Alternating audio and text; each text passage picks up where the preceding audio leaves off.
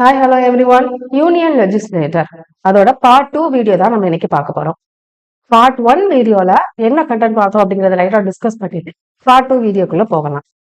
Part 1 வீடியோல இந்த content எல்லாம் தான் நம்ம டிஸ்கஸ் பண்ணோம். ஒன்றிய நிர்வாகம்னா என்ன, பாராளுமன்றத்தோட அமைப்பு எப்படி இருக்கும், மக்களவை மாநிலங்களவை ரெண்டுலயும் எவ்வளவு மெம்பர்ஸ் இருப்பாங்க, மொத்தம் எவ்வளவு மெம்பர்ஸ் இருப்பாங்க, கரண்டா இப்ப எவ்வளவு மெம்பர்ஸ் இருக்கிறாங்க அப்படிங்கறது எல்லாமே நம்ம டீடைலா பார்த்தோம். நம்முடைய எந்த தேர்தல் முறையில 2 மெம்பர்ஸும் எலக்ட் பண்ணப்படுறாங்க அப்படிங்கறதையும் பார்த்தோம். அண்ட் தென் லாஸ்டா டென்யூர், அவங்களோட பதவி காலம் எவ்வளோ, மாநிலங்களவை மக்களவை ரெண்டுலயும் அவங்களோட பதவி காலம் எவ்வளோ அப்படிங்கறத பத்தி எல்லாமே டீடைலா பார்த்தோம். இந்த கிளாஸ்ல நம்ம இன்னைக்கு பார்க்க போறது பார்லிமெண்டோட மெம்பர்ஸை பத்தி தான் பார்க்க போறோம். அவங்களோட தகுதிகள் என்ன, டிஸ்குவாலிபிகேஷன் தகுதியின்மைகள் என்ன, அவங்களோட சீட் எப்படி வெக்கேட் ஆகும், இருக்கைகள் எப்படி காலி ஆகும், என்னென்ன உறுதிமொழி எடுப்பாங்க, அவங்களோட சேலரி அலவன்சஸ் என்ன அப்படிங்கிறது இன்னைக்கு ஃபுல்லா பாராளுமன்ற உறுப்பினர்களை பத்தி மட்டும் தான் பார்க்க போறோம். இப்போ பார்ட் 1ல அதோட அமைப்பை ஓரளவுக்கு என்ன அப்படிங்கறத தெரிஞ்சுக்கிட்டோம், எந்த எலெக்ஷன் தேர்தல் முறையில அவங்க தேர்ந்தெடுக்காங்க அப்படிங்கிறதையும் நம்ம தெரிஞ்சுக்கிட்டோம். இன்னைக்கு கிளாஸ்ல ஃபுல் அண்ட் ஃபுல் அவங்க மெம்பர்ஸை பத்தி தான் பார்க்க போறோம். வாங்க நம்ம டைரக்டா கிளாஸ்க்குள்ள போயிடலாம். மெம்பர்ஸ் ஆஃப் பார்லிமெண்ட், பார்லிமெண்ட் இருக்கக்கூடிய உறுப்பினர் அப்படிங்கிறவங்க யாரு, லோக்சபாலையும் ராஜ்யசபாலையும் மக்களால தேர்ந்தெடுக்கப்பட்டவங்க இல்ல நாமினேட் பண்ணவங்க, இவங்களை தான் நம்ம என்னன்னு சொல்றோம், மெம்பர் ஆஃப் பார்லிமெண்ட் அப்படின்னு சொல்றோம். ராஜ்யசபாவை பொறுத்த வரைக்கும் யார அவங்கள செலக்ட் பண்ணுவாங்க, ஸ்டேட் லெஜிஸ்லேட்டிவ்ல இருக்கக்கூடிய எலெக்டட் மெம்பர்ஸ் தான் செலக்ட் பண்ணுவாங்க. ஸோ இவங்க எல்லாத்தையும் தான் நம்ம பாராளுமன்ற உறுப்பினர், மெம்பர் ஆஃப் பார்லிமெண்ட் அப்படின்னு சொல்றோம். ஃபர்ஸ்ட் நம்ம பார்க்க போறது அவங்களோட குவாலிஃபிகேஷன், தகுதிகள் என்னென்ன அப்படிங்கிறத டீடைலா பார்க்கலாம். பார்லிமெண்ட் மெம்பர்ஸோட தகுதிகள் என்ன அப்படின்னு சொல்லிட்டு இந்திய அரசியலமைப்பிலையும் குறிப்பிட்டிருப்பாங்க, ரெப்ரசன்டேஷன் ஆஃப் பீப்புள் ஆக்ட் மக்கள் பிரதிநிதித்துவ சட்டம் இந்த ரெண்டுலயுமே குறிப்பிட்டிருப்பாங்க. ஃபர்ஸ்ட் நம்ம இந்திய அரசியலமைப்புக்கு கீழே என்ன குவாலிஃபிகேஷன் கொடுத்திருக்காங்க அப்படின்னு பார்க்கலாம். ஒவ்வொரு இந்த மெம்பர்ஸும் எப்படி இருக்கணும், இந்திய குடிமகனா இருக்கணும். கண்டிப்பா அவங்க எலெக்ஷன்ல வின் பண்ணிட்டு பார்லிமெண்ட்டுக்குள்ள போறதுக்கு முன்னாடி ஓத் அப்படிங்கறத எடுத்திருக்கணும். சத்திய பிரமாணம் செஞ்சுட்டு தான் அவங்களோட எம்பி அப்படிங்கிற போஸ்ட்லயே போய் அவங்க உட்கார முடியும். லோக்சபால ஒருத்தங்க எம்பி ஆகணும் அப்படின்னா குறைஞ்சது 25 வயசா இருக்கணும். ராஜ்யசபாவா இருந்தா குறைந்தபட்சம் 30 வயசா இருக்கணும். இது போக பார்லிமெண்ட் ஏதாவது ஒரு சட்டம் இயற்றி அதுக்கு கீழே என்னென்ன தகுதிகள் இருக்கணும் அப்படின்னு மென்ஷன் பண்றாங்களோ அதையும் அவங்க சாட்டிஸ்ஃபை பண்ணணும் அப்படின்னு குறிப்பிடுறாங்க இந்திய அரசியலமைப்புல. சோ இந்த லாஸ்ட் பாயிண்ட்டுக்கு ஏற்ற மாதிரி தான் ஒரு சட்டம் அப்படிங்கிறத ரெப்ரசன்டேஷன் ஆஃப் பீப்புள் ஆக்ட் 1951 அப்படிங்கிறத கொண்டு வராங்க. ஸோ இதுக்கு கீழே என்னென்ன குவாலிஃபிகேஷன் அப்படிங்கிறத மென்ஷன் பண்றாங்க. என்னென்ன குவாலிஃபிகேஷன், அவங்க கட்டாயமா என்ன பண்ணணும், ஏதாவது ஒரு தொகுதியில வாக்காளரா இருக்கணும். இப்போ எஸ்சி எஸ்டி ரிசர்வ்டு சீட்டுக்கு ஒதுக்கி இருப்பாங்கல்ல லோக்சபால, அப்போ ஒதுக்கக்கூடிய அந்த கேண்டிடேட் எந்த வகுப்பினரை தான் சேர்ந்தவர்களாக இருக்கணும், எஸ்சி எஸ்டி வகுப்பினரை சேர்ந்தவர்களாக இருக்கணும் அப்படிங்கிறது குறிப்பிடுறாங்க. சோ இந்த லோக்சபால மட்டும்தானே இந்த எஸ்சி எஸ்டி ரிசர்வேஷன் சீட் இருக்கும், ராஜ்யசபால இந்த சீட் ஒதுக்கிருக்க மாட்டாங்க அப்படிங்கறத நம்ம பார்ட் 1 வீடியோல டீடைலா பார்த்தோம். சோ அதனாலதான் என்ன சொல்றாங்க, லோக்சபால எஸ்டி எஸ்டிக்குன்னு ஒரு சீட் ஒதுக்கி இருக்காங்க அப்படின்னா அதுல நிற்கக்கூடிய கேண்டிடேட் அப்படிங்கிறவங்க எஸ்சி எஸ்டியை சேர்ந்தவங்களாக இருக்கணும். ஓகே, இதுல ஒரே ஒரு விஷயம் மட்டும் நீங்க நோட் பண்ணிக்கணும். அதாவது இந்த மாதிரி ஓட்டர் எந்த ஒரு தொகுதியிலனாலும் இருக்கலாம் அப்படின்னு பார்த்தோம்ல. ஆனா ராஜ்யசபால மட்டும் 2003க்கு முன்னாடி என்ன கண்டிஷன் வச்சிருந்தாங்க அப்படின்னா இப்ப ராஜ்யசபால ஒருத்தங்க எம்பியா இருக்காங்க அப்படின்னா எந்த ஸ்டேட்டை ரெப்ரசன்ட் பண்றாங்களோ அந்த ஸ்டேட்ல தான் அவங்க வாக்காளரா இருக்கணும் அப்படிங்கிற கண்டிஷன் 2003க்கு முன்னாடி இருந்துச்சு. ஆனா 2003க்கு அப்புறம் representation of people amendment act 2003 அப்படிங்கிறது மூலமா என்ன சொல்லியிருப்பாங்க அப்படின்னா ராஜ்யசபால இருக்கக்கூடிய மெம்பர்ஸும் எந்த தொகுதியில எந்த ஸ்டேட்லனாலும் வாக்காளரா இருந்துக்கலாம் அப்படின்னு சொல்லி மாத்திட்டாங்க. சோ இதை நீங்க நோட் பண்ணி வச்சுக்கோங்க. இப்ப அடுத்து அவங்களோட டிஸ்குவாலிபிகேஷன் என்னென்ன அப்படின்னு பார்க்கலாம். இதுலயும் கான்ஸ்டிடியூஷனுக்கு கீழே என்ன சொல்லியிருக்காங்க அப்படிங்கறத ஃபர்ஸ்ட் பார்க்கலாம். ஃபர்ஸ்ட் என்ன சொல்றாங்க, அவங்க ஆபீஸ் ஆஃப் ப்ராஃபிட், அதாவது சென்ட்ரல் கவர்மெண்ட்லயும் சரி ஸ்டேட் கவர்மெண்ட்லயும் சரி அவங்க ஒரு பதவியில இருக்கக்கூடாது அப்படிங்கறத ஃபர்ஸ்ட் பாயிண்ட். அது ரெண்டாவது அன்சவுண்ட் மைண்ட், அவங்க மனநலம் குன்றியவர்கள் அப்படின்னு சொல்லிட்டு கோர்ட்ல டிக்ளேர் பண்ணிருக்க கூடாது. அப்படி பண்ணியிருந்தாங்கன்னா அவங்க டிஸ்குவாலிஃபைட் பண்ணப்படுவாங்க. அடுத்து அன்டிஸ்சார்ஜ் இன்சால்வெண்ட், அதாவது பேங்க்ல திவாலாயிரங்கள்ல சம்டைம்ஸ் அப்படிப்பட்ட ஒரு பர்சனா இருந்தாங்க அப்படின்னா அவங்களையும் டிஸ்குவாலிஃபை பண்ணிடுவாங்க. ஏன்னா அவங்களோட பதவி அவங்க மிஸ்யூஸ் பண்ணி இருக்கக்கூடிய கடன் அடைக்கிறதுக்கு வாய்ப்புகள் இருக்கு அப்படிங்கிறதுனால அவங்க டிஸ்குவாலிஃபை பண்ணிடுவாங்க. இந்தியன் சிட்டிசனா இல்லாம இருந்தாலோ இல்ல வேற கண்ட்ரியோட குடியுரிமை பெற்றிருந்தாங்க அப்படின்னா அவங்களும் எம்பி போஸ்ட்ல இருந்து டிஸ்குவாலிஃபை பண்ணப்படுவாங்க. இது போக பார்லிமெண்ட்ல ஏதாவது லா போட்டு அது மூலமா ஏதாவது ரூல்ஸ் அண்ட் ரெகுலேஷன் சொல்லியிருந்தாங்க அப்படின்னா அந்த கண்டிஷனையும் அவங்க சாட்டிஸ்ஃபை பண்ணல அப்படின்னா டிஸ்குவாலிஃபை பண்ணப்படுவாங்க அப்படிங்கிறது அரசியலமைப்புல குறிப்பிடுறாங்க. அடுத்து ரெப்ரசன்டேஷன் ஆஃப் பீப்புள் ஆக்ட்ல என்ன சொல்றாங்க அப்படின்னா ஏதாவது ஒரு குற்றம் பண்ணி அது நிரூபிக்கப்பட்டு 2 வருஷத்துக்கு மேல ஜெயில இருந்தாங்க அப்படின்னா அவங்க டிஸ்குவாலிஃபை பண்ணப்படுவாங்க. அடுத்து எலெக்ஷன்ல ஏதாவது ஒரு கரப்ட் பிராக்டிஸ், அதாவது ஊழல் நடவடிக்கைகளை ஈடுபட்டிருந்தாங்க அப்படின்னு தெரிஞ்சதுன்னா அவங்களையே டிஸ்குவாலிஃபை பண்ணப்படுவாங்க. தேர்தல்ல செலவு பண்ணிருப்பாங்கல்ல அதுக்கான அதாவது தேர்தல்ல செலவு பண்ண அந்த பில்ல அவங்க என்ன பண்ணணும், கரெக்டா கவர்மெண்ட்டுக்கு சப்மிட் பண்ணணும். அப்படி சப்மிட் பண்ணல அப்படின்னாலும் அவங்கள டிஸ்குவாலிஃபை பண்ணப்படுவாங்க. அடுத்து லாஸ்டா வேற ஏதாவது பிரைபரி, த்ரெட், ஃபேக் ஓட்டு எலெக்ஷன் டைம்ல பண்ணியிருந்தாங்க அப்படின்னாலும் அவங்க டிஸ்குவாலிஃபை பண்ணப்படுவாங்க. அதாவது தேர்தலில் போது லஞ்சம் கொடுக்கறது, மிரட்டுறது, போலி வாக்குகளை பெற்று ஒருத்தவங்க எம்பியா செலக்ட் ஆயிருக்காங்க அப்படின்னு தெரிய வந்துச்சு அப்படின்னா அவங்களும் டிஸ்குவாலிஃபை பண்ணப்படுவாங்க. இது எல்லாமே எந்த சட்டத்துக்கு கீழே? மக்கள் பிரதிநிதித்துவ சட்டம் 1981, representation of people act 1951.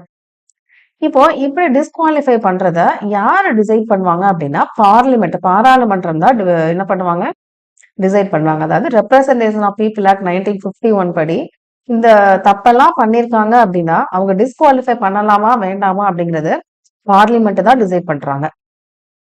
So MPs constitution அடிப்படையில எப்படி டிஸ்குவாலிஃபை பண்ணப்படுறாங்க, ரெப்ரசன்டேஷன் ஆஃப் பீப்புள் ஆக்ட் படி எப்படி டிஸ்குவாலிஃபை பண்ணப்படுறாங்க அப்படிங்கறத பார்த்தோம்.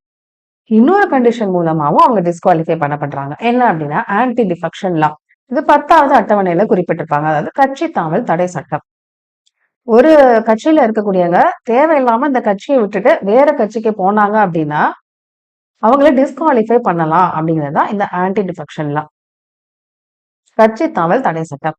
ஸோ இந்த கண்டிஷன் எல்லாம் அந்த எம்பி டிஸ்குவாலிஃபை பண்றதுக்கான கண்டிஷன்.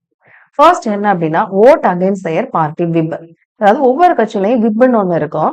அவங்க தான் இந்த மாதிரி ஒரு டெசிஷன் எடுக்கும்போது நம்ம அந்த கட்சியில இருக்கக்கூடிய மெம்பர்ஸ்க்கு எல்லாரும் இந்த பார்ட்டில தான் ஓட் பண்ணணும் அப்படிங்கிற மாதிரி சொல்லிப்பாங்க. இதுக்கு தான் ஓட் போடணும் அப்படிங்கிற மாதிரி சொல்லியிருப்பாங்க. ஆனா அந்த எம்பி அவரை சொல்றத பண்ணாம அதுக்கு அகைன்ஸ்டா பண்றாரு அப்படின்னா அவரை டிஸ்குவாலிஃபை பண்ணப்படுவாரு. அவங்க யார்கிட்ட இன்ஃபார்ம் பண்ணுவாங்க, இந்த எம்பி எங்களோட கட்சிக்கு ஆதரவா இல்லாம இங்க இருந்துகிட்டே வேற கட்சிக்கு அவர் ஆதரவா இருக்காரு அப்படின்னு சொல்லிட்டு ஸ்பீக்கர்ட்டையோ சேர்மன்ட்டையோ என்ன பண்றாங்க, அவங்க கம்ப்ளைண்ட் பண்ணுவாங்க. அவர் அதை விசாரிச்சுட்டு அந்த எம்பியை டிஸ்குவாலிஃபை பண்ணுவாரு. அடுத்து வாலண்டியரா நான் இந்த பார்ட்டியை விட்டு வேற பார்ட்டிக்கு போறேன் அப்படின்னு சொன்னாரு அப்படின்னாலும் அதையும் என்ன பண்றாங்க, ஸ்பீக்கர் சேர்மன் என்ன அப்படிங்கறத விசாரிச்சுட்டு மேபி ஏதாவது பணம் கொடுத்து அது மூலமா அவர் அந்த பார்ட்டிக்கு போறாரு அப்படின்னு அவங்களுக்கு தெரிஞ்சிச்சுன்னா அப்பயும் அவர் டிஸ்குவாலிஃபை பண்ணப்படுறாரு. Independent MP joins a party after winning. அதாவது சுயேட்சையா ஒருத்தர் நிக்கிறாரு, அவர் ஜெயிச்சதுக்கு அப்புறம் வேற கட்சியில போய் சேர்ந்துட்டாரு அப்படின்னா அவரும் டிஸ்குவாலிஃபை பண்ணப்படுறாரு. ஏன்னா மக்கள் அவர் சுயேட்சையா நின்றாரு அப்படிங்கிற காரணத்துக்காக அதை நம்பிதான் அவங்க அவருக்கு ஓட்டு போட்டிருப்பாங்க. ஆனா அவர் ஜெயிச்சதுக்கு அப்புறம் இன்னொரு கட்சியில போய் சேர்ந்துட்டாங்க அப்படின்னா மக்கள் அதனால டிஸ்சாட்டிஸ்பாக்சன் ஆவாங்க அப்படிங்கிற காரணத்துக்காக அவர் டிஸ்குவாலிஃபை பண்ணிடுவாங்க. அடுத்து நாமினேட்டட் எம்பி. அதாவது நாமினேட்டட் முறையில ஒரு எம்பி ஆகுறாரு அப்படின்னா 6 மாசத்துக்குள்ள அவர் ஏதாவது ஒரு கட்சியில போய் சேரனா சேர்ந்துக்கலாம். ஆனா 6 மாசத்துக்கு அப்புறம் அவர் போய் ஒரு கட்சியில சேர்ந்தாரு அப்படின்னா அவரும் டிஸ்குவாலிஃபை பண்ணப்படுறாரு. ஸோ இந்த கண்டிஷன் எல்லாம் ரொம்ப முக்கியம்.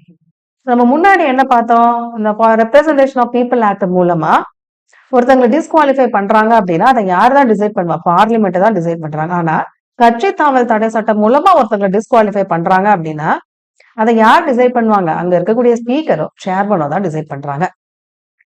அதே மாதிரி இந்த கட்சி தாவல் தடை சட்டம் மூலமா ஒருத்தங்க டிஸ்குவாலிஃபை பண்றாங்க அப்படின்னா அது ஜுடிஷியல் ரிவ்யூக்கு உட்பட்டது. அப்போ சுப்ரீம் கோர்ட்டோ ஹைகோர்ட்டோ அது கேள்வி கேட்கலாம், எதுக்காக இவங்களை டிஸ்குவாலிஃபை பண்றாங்க, அது சட்டத்துக்கு உட்பட்டு தான் இருக்கா அப்படிங்கறத அவங்க பார்த்துப்பாங்க. ஸோ இது ரொம்ப ரொம்ப ரொம்ப இம்பார்ட்டன்டான point.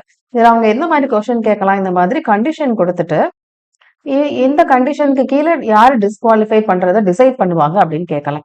So anti defection lock கீழே அந்த கண்டிஷன் இருந்துச்சுன்னா அதை டிசைட் பண்றது ஸ்பீக்கர் சேர்மன். அதே இது ரெப்ரசன்டேஷன் ஆஃப் பீப்புள் ஆக்ட்க்கு கீழே இருக்கக்கூடிய கண்டிஷனை டிசைட் பண்றது யாரு, பார்லிமெண்ட் ஆஃப் இந்தியா. ஸோ ரெண்டையும் நம்ம தெளிவா புரிஞ்சு படிச்சு வச்சுக்கணும்.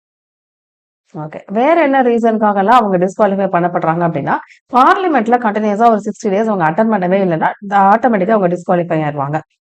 அதே மாதிரி அவங்களோட சொத்து மற்றும் கடன் விவரங்கள சமர்ப்பிக்காம இருந்தாலும் அவங்க டிஸ்குவாலிஃபை பண்ணப்படுவாங்க. வேற ஏதாவது அவங்களோட பதவிய சட்டவிரோதமா யூஸ் பண்றாங்க அப்படின்னா, தவறாக பயன்படுத்துறாங்க அப்படின்னா, அந்த இடத்துலயும் அவங்க டிஸ்குவாலிஃபை பண்ணப்படுறாங்க. ஸோ, இப்போ உங்களுக்கு தெளிவா ஒரு ஐடியா கிடைச்சிருக்கும். எந்தெந்த காரணத்துக்காக அவங்க டிஸ்குவாலிஃபை பண்ணப்படுறாங்க அப்படின்னு சொல்லிட்டு. Next vacating of seat. இருக்கைகள் காலி செய்தல். அப்போ ஒரு எம்பியோட சீட் எப்ப காலி ஆகும் அப்படின்னா, அவர் வந்து ரிசைன் பண்ணாரு அப்படின்னா, ரெசிக்னேஷன் லெட்டர் யார்கிட்ட குடுக்கணும்? ஸ்பீக்கர் இல்ல சேர்மன். அதாவது லோக்சபாவா இருந்தா ஸ்பீக்கர், சேர்மனா இருந்தா ராஜ்யசபாவா இருந்தா சேர்மன்ட்ட சப்மிட் பண்ணணும். ராஜினாமா செஞ்சாங்க அப்படின்னா, ராஜினாமா கடிதத்த குடுத்துருவாங்க. ஆட்டோமேட்டிக்கா அவங்களோட சீட்டு காலி ஆயிரும். 2வது அவங்களுக்கு மரணம் ஏற்பட்டுச்சு. டெத் ஆயிட்டாங்க அப்படின்னாலும் அவங்களோட சீட்டு வேக்கன்ட் ஆயிரும். டிஸ்குவாலிஃபை பண்ணப்பட்டாங்க அப்படின்னாலும் என்ன ஆகும்? அவங்களோட சீட்டு காலி ஆயிரும். 60 நாட்களுக்கு மேல பாராளுமன்றத்துக்கு வராம இருந்தா அவங்க ஆட்டோமேட்டிக்கா அவங்களோட சீட் அப்படிங்கிறது வேக்கன்ட் ஆயிரும். அடுத்து ஒரே நேரத்துல 2 சீட் அப்படிங்கிறத அவங்க வச்சுக்க கூடாது. இப்போ லோக்சபாலே அவங்க எலக்ட் ஆயிட்டாங்க, ராஜ்யசபால எலக்ட் ஆயிட்டாங்க அப்படின்னா, கண்டிப்பா ஒரு இதுல இருந்து அவங்க ஒரு சீட்ட வந்து அவங்க விட்டுட்டு இன்னொரு சீட்ட மட்டும் தான் சூஸ் பண்ணணும். அப்படி சூஸ் பண்ணும்போது ஒரு சீட் ஆட்டோமேட்டிக்கா வேக்கன்ட் ஆயிரும். இந்த டபுள் மெம்பர்ஷிப்ப பத்தி நம்ம கொஞ்சம் டீட்டெயிலா பார்க்கணும். அடுத்து நம்ம அதான் பார்க்க போறோம். அடுத்து கோர்ட் வந்து எலக்ஷனையே கேன்சல் பண்ணிட்டாங்க அப்படின்னா, அங்க இருக்கக்கூடிய எல்லாரோட சீட்டும் வேக்கன்ட் ஆயிரும். அடுத்து ஆஃபீஸ் ஆஃப் ப்ராஃபிட். அதாவது அரசு பதவியில வகிச்சிருக்காங்க அப்படின்னா, ஆட்டோமேட்டிக்கா அவங்களோட பதவி அப்படிங்கிறது காலி ஆயிரும். இதுதான் எப்படி வந்து அவங்களோட சீட்டு காலி ஆகுது அப்படிங்கிறது. இப்போ அடுத்து டபுள் மெம்பர்ஷிப்ப பத்தி நம்ம தெளிவா பார்க்கலாம். இப்போ லோக்சபாலையும் ஒருத்தவங்க எலக்ட் ஆயிருக்காங்க, ராஜ்யசபாலையும் ஒருத்தவங்க எலக்ட் ஆயிருக்காங்க அப்படின்னா, அவங்க 10 நாளைக்குள்ள எந்த சீட் அவங்களோடது வேணும் அப்படிங்கிறத அவங்க சூஸ் பண்ணணும். அப்படி இல்லன்னா, ராஜ்யசபா சீட் வந்து ஆட்டோமேட்டிக்கா வெக்கேட் ஆயிரும். லோக்சபா சீட் மட்டும் தான் இருக்கும். ஏன்னா லோக்சபா அப்படிங்கிறது தான் மக்களால தேர்ந்தெடுக்கப்பட்டவங்க. ஸோ அந்த சீட் அவருக்கு இருக்கும். ராஜ்யசபா சீட் வந்து ஆட்டோமேட்டிக்கா வேக்கன்ட் ஆயிரும். இப்ப sitting member elected to other house. ஏற்கனவே உறுப்பினரா இருக்கும்போது மற்ற ஹவுஸில் தேர்ந்தெடுக்கப்பட்டால் என்ன ஆகும் அப்படிங்கிறத பார்க்கணும். இப்ப அவர் லோக்சபால இருக்காரு, ராஜ்யசபால தேர்ந்தெடுக்கப்பட்டிருக்காரு அப்படின்னா, லோக்சபால இருந்துகிட்டே ராஜ்யசபாக்கு அவர் தேர்ந்தெடுக்கப்படுறாருன்னா, ஆட்டோமேட்டிக்கா எது அவரோட பதவி காலி ஆயிரும்.